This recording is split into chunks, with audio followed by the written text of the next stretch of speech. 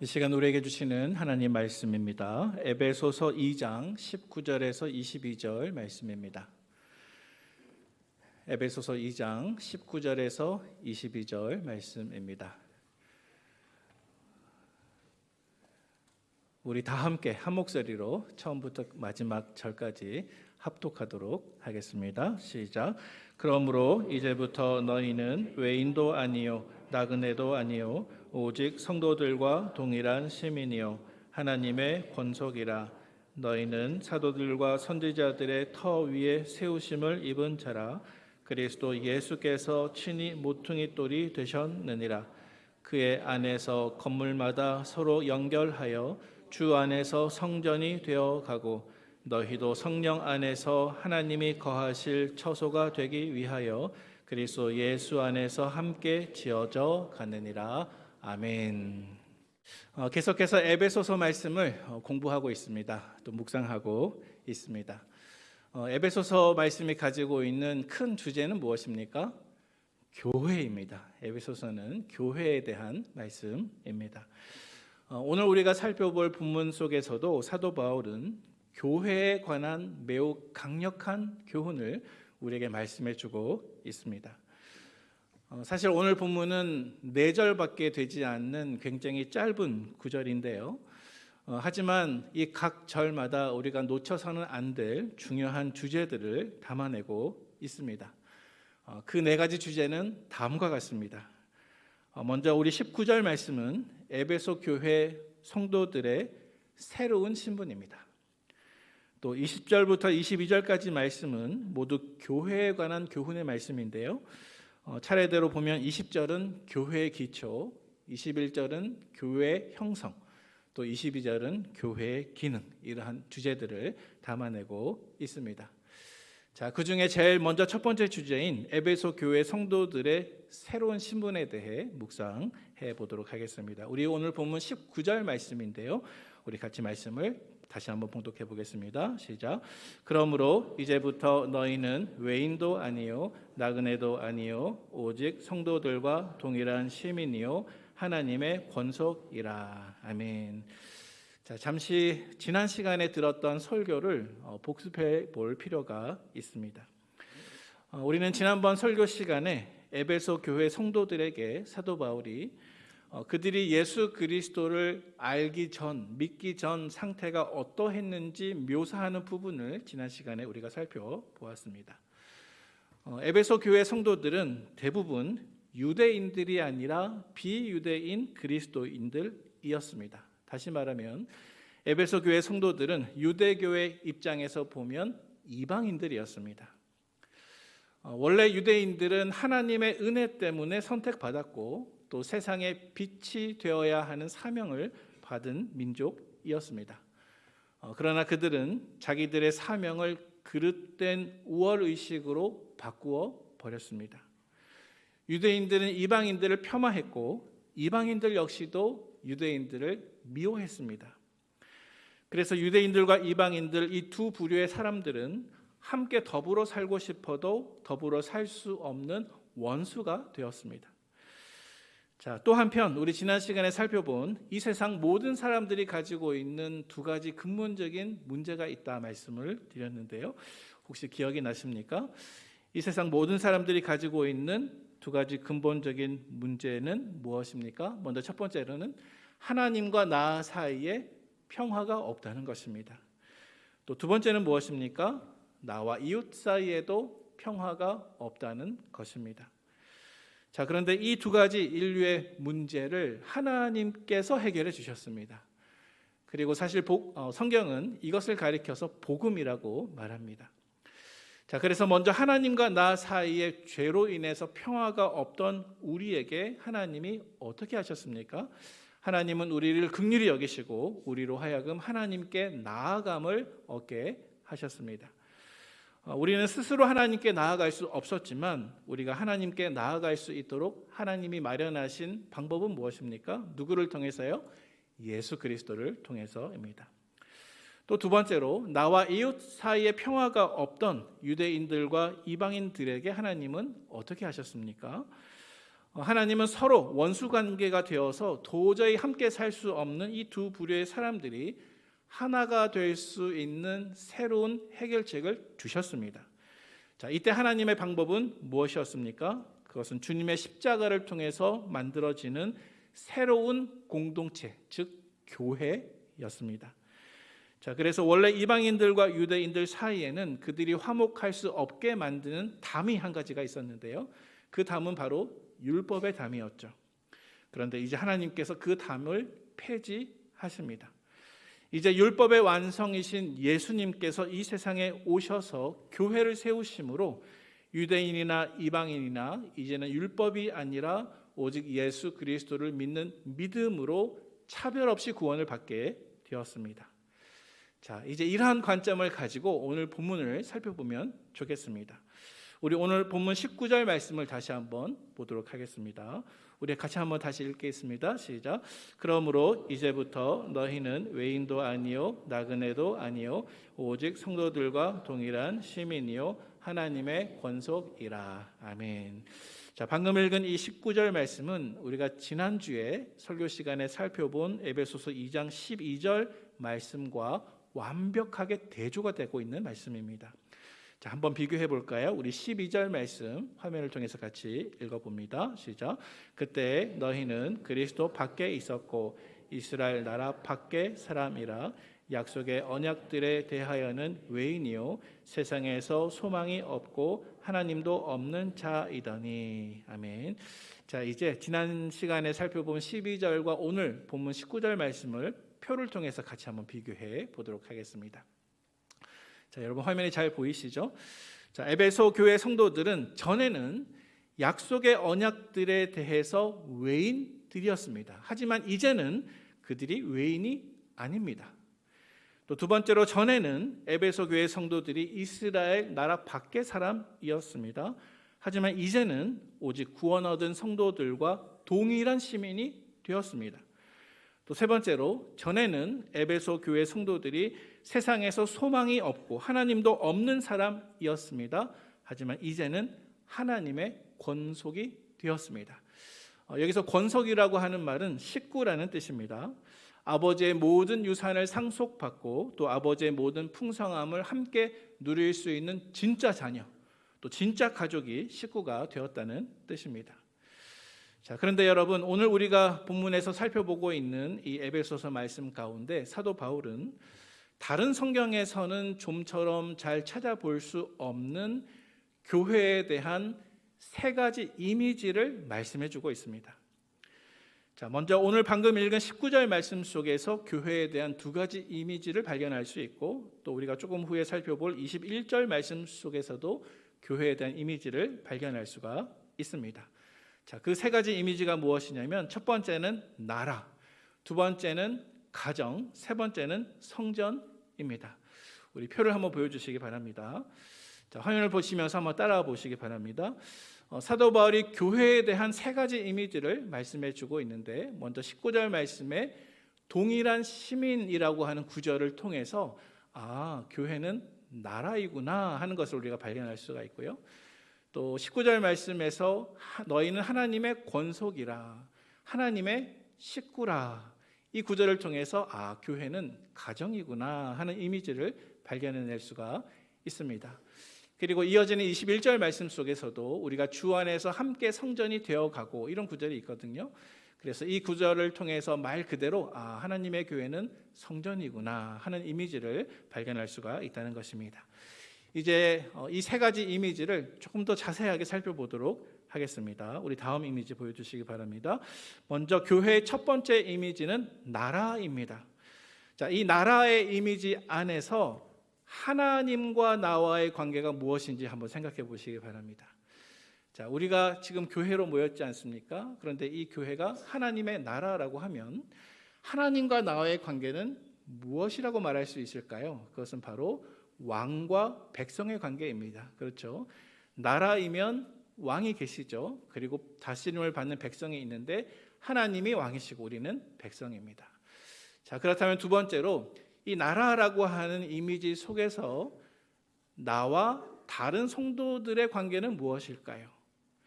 여러분, 만약 교회를 나라라고 한다면 나와 다른 성도들의 관계는 동료, 시민이 되는 것이죠. 그렇죠? 여러분, 여기까지 잘 이해하실 수 있으시죠? 자, 두 번째 이미지로 넘어가도록 하겠습니다. 두 번째 이미지 속에서 사도 바울은 오늘날 존재하는 우리 교회를 가정의 이미지로 말씀하고 있습니다. 자, 그렇다면 이 가정의 이미지 안에서 하나님과 나와의 관계는 무엇입니까? 무엇입니까? 가정은 누가 살고 있습니까? 부모와 자녀죠. 따라서 하나님과 나와의 관계는 가정 안에서 아버지와 자녀의 관계입니다. 자, 그렇다면 이 가정의 이미지 안에서 나와 다른 성도들의 관계는 무엇이라고 말할 수 있습니까? 한 집에서 살아가는 같은 하나님을 아빠, 아버지로 부르는 형제와 자매인 것이죠. 자, 여러분 여기까지 이해되시죠? 자, 세 번째로 사도 바울은 오늘날 존재하는 교회에 대해서 성전의 이미지로 말씀하고 있습니다.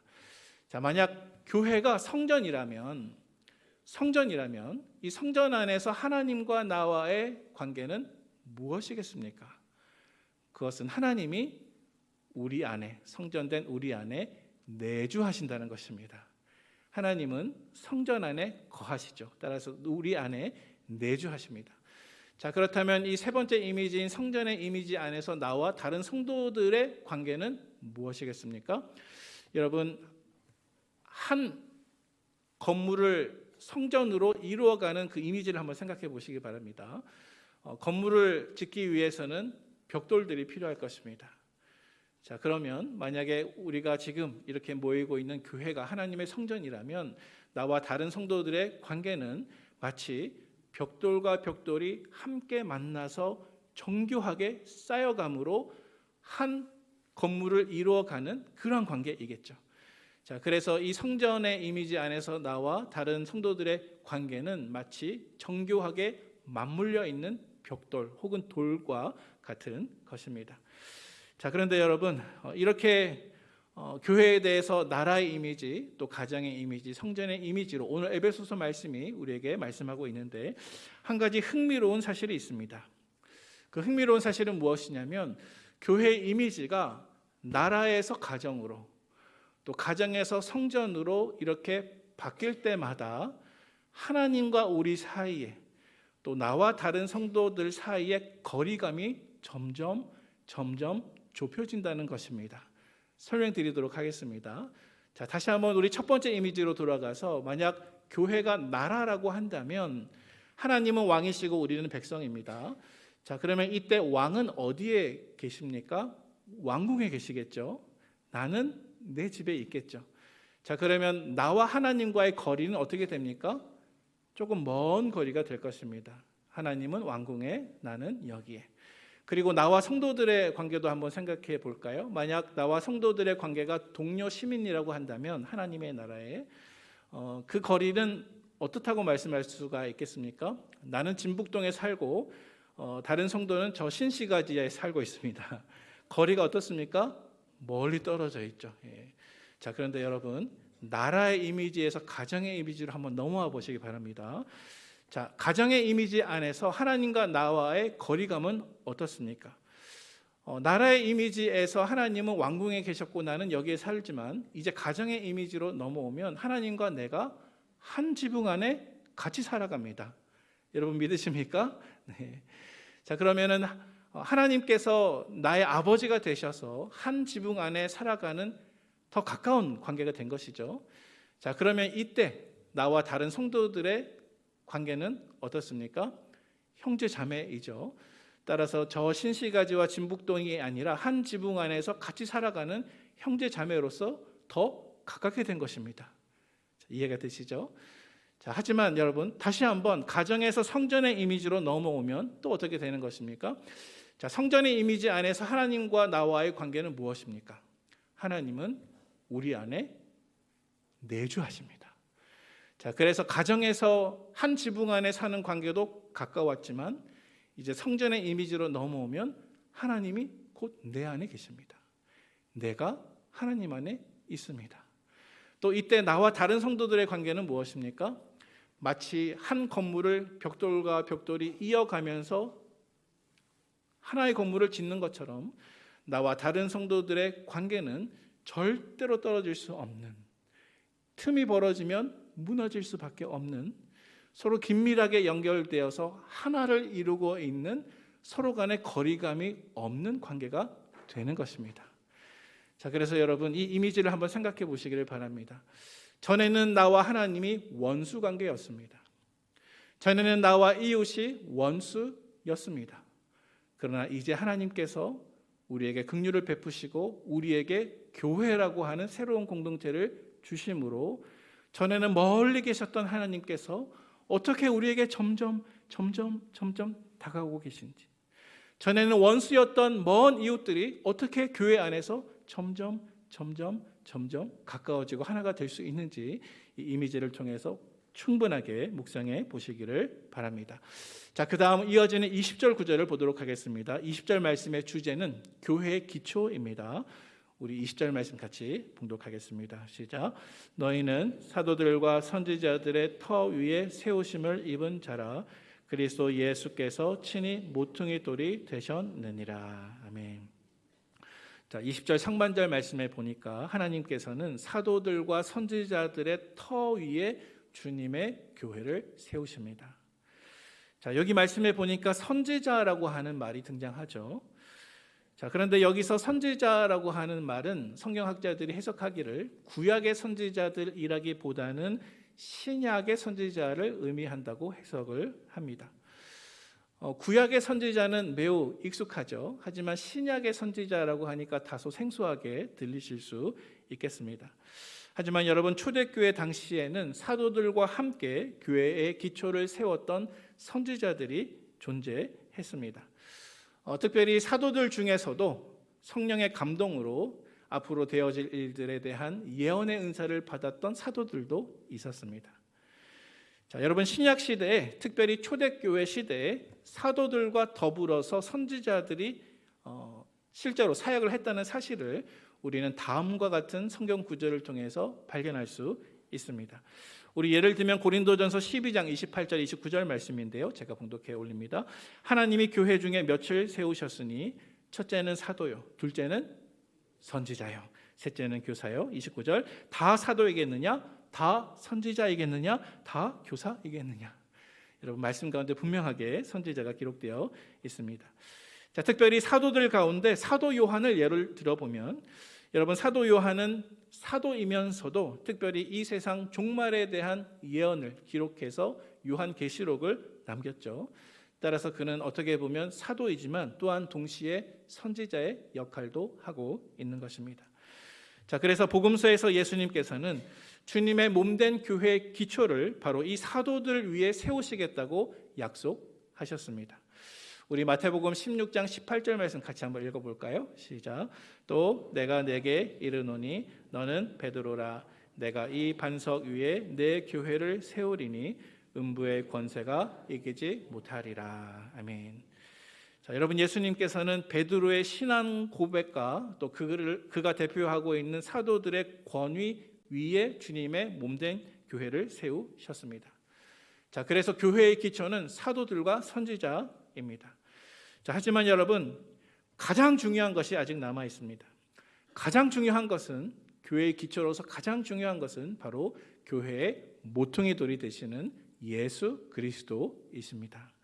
우리 20절 하반절 말씀에 보니까 이렇게 기록하고 있죠. 그리스도 예수께서 친히 무엇이 되셨습니까? 모퉁이 돌이 되셨느니라. 자, 여러분, 모퉁이 돌이 되시는 예수 그리스도에 대해서는 구약 성경에 이미 예언되어 있었습니다. 우리 이사야 28장 16절 말씀 같이 읽어봅니다. 시작. 보라, 내가 한 돌을 시온에 두어 기초를 삼았노니 곧 시험한 돌이요 귀하고 견고한 기초돌이라. 그것을 믿는 이는 다급하게 되지 아니하리로다. 아멘. 여러분, 예수님이 오시기 수백 년 전에 사역을 했던 선지자 이사야는 장차 시온에 하나님께서 보내실 한 돌, 기초, 귀하고 견고한 기초돌이 있을 것이라고 예언했습니다. 그 기초돌이 누구입니까? 예수 그리스도이십니다. 여러분, 고대 건축에서 모퉁이돌의 역할은 매우 중요했다고 합니다. 모퉁이돌의 역할은 한 건물 전체의 방향과 안정성을 결정짓는 것이었기 때문입니다. 우리 모퉁이 돌의 사진을 한번 보여주시기 바랍니다. 우리 고대 건축에서 건축물을 지을 때 가장 먼저 모퉁이 돌을 놓았다고 합니다. 왜냐하면 이 모퉁이 돌이 건물의 방향을 결정해 주었고, 또 특별히 벽과 벽이 이 모퉁이 돌에서 만남으로써 건물의 구조를 정렬하는 중요한 역할을 했기 때문입니다. 자, 따라서 여러분, 조금 전에 우리는 주님께서 주님의 몸된 교회의 터를 사도들과 선지자들 위에 세우신다 말씀하셨는데, 사실은 사도들과 선지자들 역시도 반드시 이 모퉁이 돌 대신 예수 그리스도께 올바로 맞춰줘야 하는 것입니다.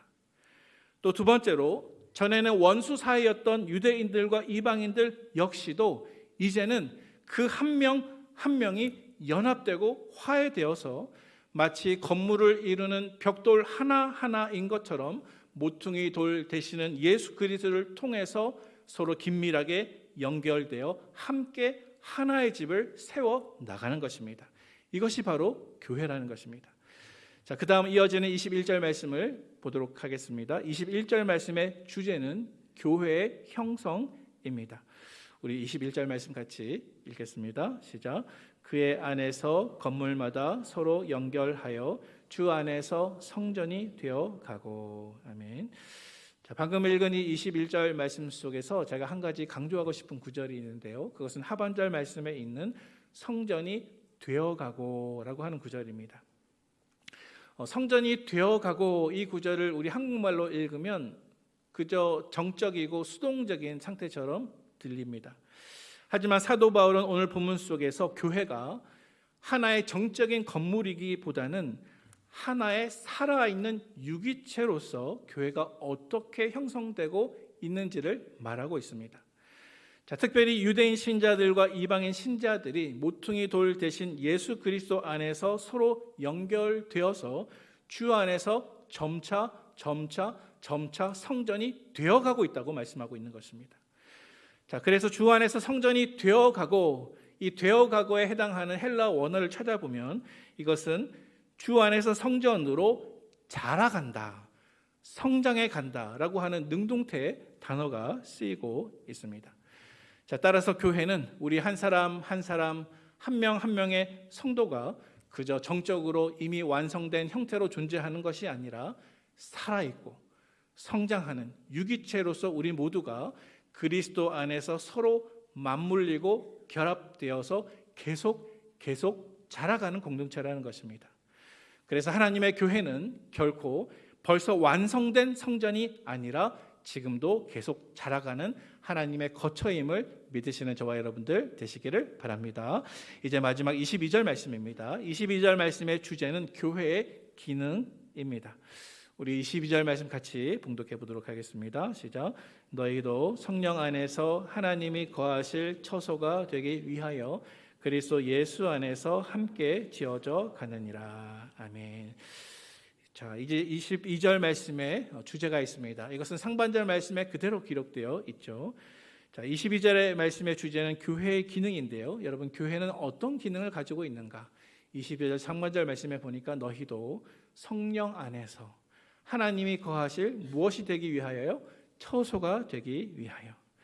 다시 말해서 교회는 어떤 기능을 가지고 있냐 하면 교회는 성령의 사역을 통해서 하나님이 실제로 거하시는 집으로서의 기능을 하고 있다는 것입니다.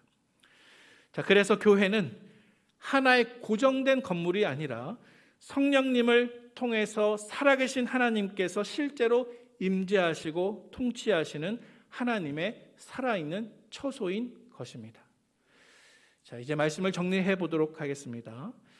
자, 특별히 오늘 말씀을 이 시간 정리해 보면서 우리가 전에는 하나님과 원수였고 우리가 전에는 이웃들과 원수였지만 예수 그리스도를 통해서 다시금 평화와 화해를 가질 수 있도록 은혜 베풀어 주신 하나님의 손길을 같이 한번 묵상해 보면 좋겠습니다.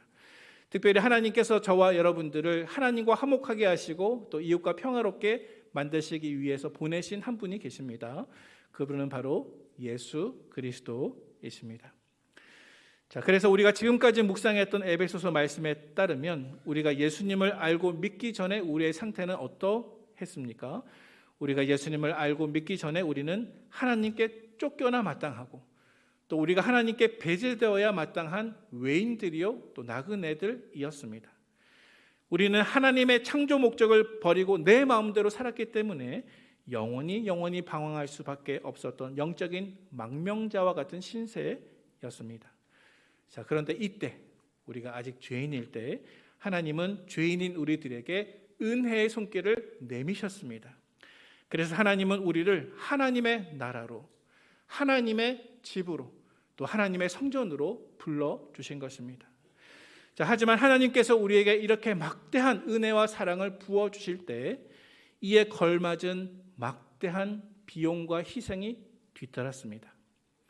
그리고 저와 여러분들을 위해서 그 막대한 비용을 대신 치러 주신 분이 바로 예수 그리스도이십니다. 하나님은 저와 여러분들을 긍휼히 여겨주셔서 우리에게 영원한 집을 주셨는데 예수님은 우리에게 영원한 집을 주시기 위해서 예수님 자신은 정작 이 땅에서 집 없이 사셨습니다. 우리 누가복음 9장 58절 말씀에 이렇게 기록하고 있습니다. 예수께서 이르시되 여호도 굴이 있고 공중에 새도 집이 있으되 인자는 머리 둘 곳이 없도다 하시고, 또 두 번째로 하나님은 저와 여러분들을 사랑하셔서 우리에게 영원한 생명을 주셨습니다. 그러나 예수님께서는 우리에게 영원한 생명을 주시기 위해 정작 예수님 자신은 이 땅에서 죽으셔야 했습니다. 히브리서 13장 12절 말씀 우리 다 같이 한번 읽어보도록 하겠습니다. 시작.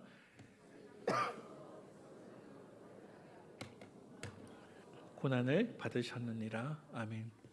자기 피로써 백성을 거룩하게 하려고 성문 밖에서 고난을 받으신 분이 예수님이십니다. 또 세 번째로 하나님은 저와 여러분들이 영원히 소외되지 않고 하나님의 영적 가족이 될 수 있도록 불러주셨습니다. 그러나 정작 예수님은 우리가 영원히 소외되지 않게 하기 위해서 예수님 자신은 이 땅에서 소외받으셨습니다. 마태복음 27장 46절 말씀에 이렇게 기록합니다. 제9시쯤에 예수께서 크게 소리질러 이르시되 엘리 엘리 라마 사박다니 하시니 이는 곧 나의 하나님 어찌하여 나를 버리셨나이까 하는 뜻이라. 여러분, 결론적으로 저와 여러분들을 위해 베풀어 주신 예수님의 이러한 은혜 때문에 우리는 영원한 생명과 영원한 집을 그리고 영원한 하나님의 사랑을 받을 수 있었다는 것입니다. 저와 여러분들은 예수님의 십자가 때문에 이제는 각자 따로 떨어져 있는 외로운 돌멩이들이 아니라 서로 연결되어 성령 안에서 하나님이 거하실 처소로 함께 세워져 나갈 수 있게 되었다는 것입니다. 사랑하는 우리 북문의 성도 여러분, 우리는 교회입니다. 우리 모두가 이 교회를 함께 세워나가는 하나하나의 벽돌이 되어 가시기를 주님의 이름으로 축원드립니다.